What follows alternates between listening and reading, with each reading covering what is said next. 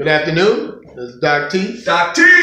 I'm in the house of the prolific and the visionary Smack Rebel. It's an album cover, y'all. He, had a wonderful afternoon. We got away and we really created some very beautiful spiritual music. But we got, this music that we embrace, jazz.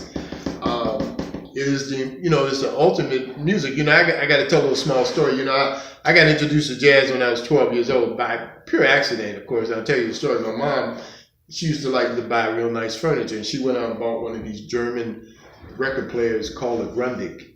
And this was a beautiful piece of furniture. And it had a radio on it with all these buttons that I was curious about all that. But they had a record player, and they had my mom and dad, they used to collect albums.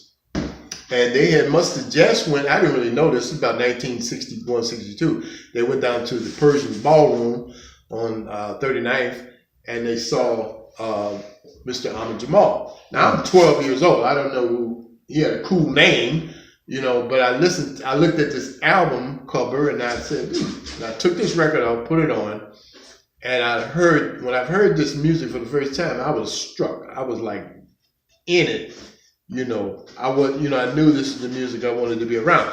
And the interesting thing about that album I listened to was Ahmad Jamal called But Not For Me. And Pontiano was on there, and But Not For Me was on there.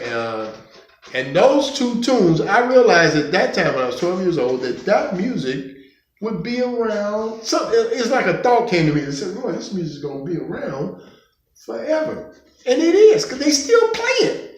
Now, they still play those two tunes on every jazz radio station throughout the world. They play Pontiana. And Ahmad Jamal, I don't know, this guy gotta be close to 90 now. But he's still playing, still producing the music. But that's a side note. And even I stayed true to the music. In spite of, I grew up through Motown, through R&B, smooth jazz, fusion, disco, funk, a rap, hip hop, the whole deal. I love it all because I realized that it came from somewhere. And get into the history of music, or the history of I don't want to say the history of, let's say the history of American music. Let's not put a label on it. Let's say the history of American music, I believe it was in New Orleans. But more importantly, way before that, when you had the slave trade and the slaves were brought from Africa, they were actually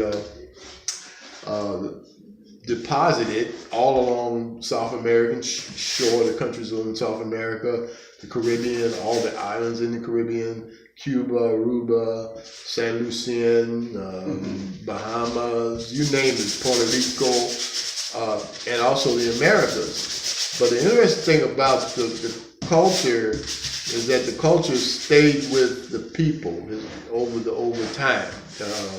Their heritage, the music stayed there.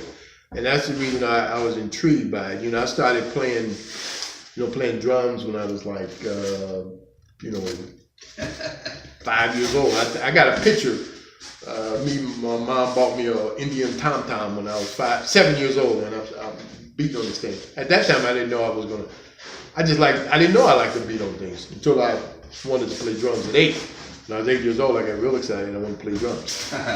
But I played drums, and I just loved it. I never really, I didn't get all involved in it because they told me I played by ear. I had a good ear.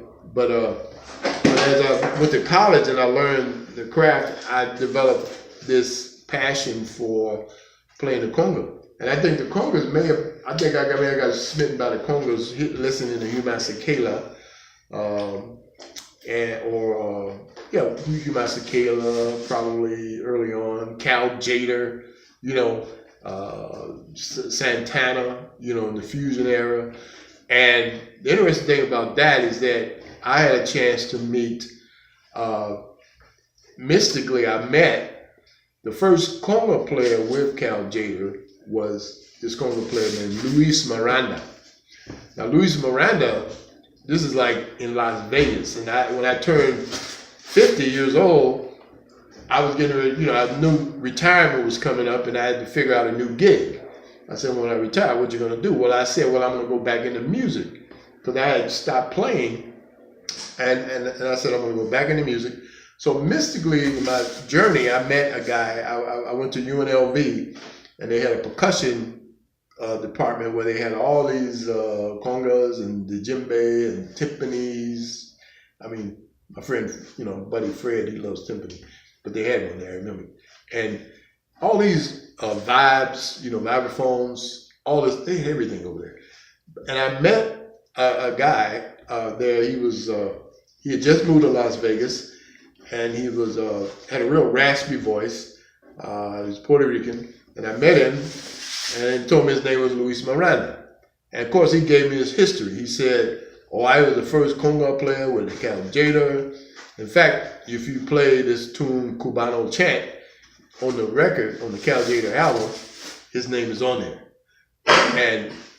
And he, some kind of way, he gave me lessons. I mean, he was a teacher, but he didn't have a lot of students.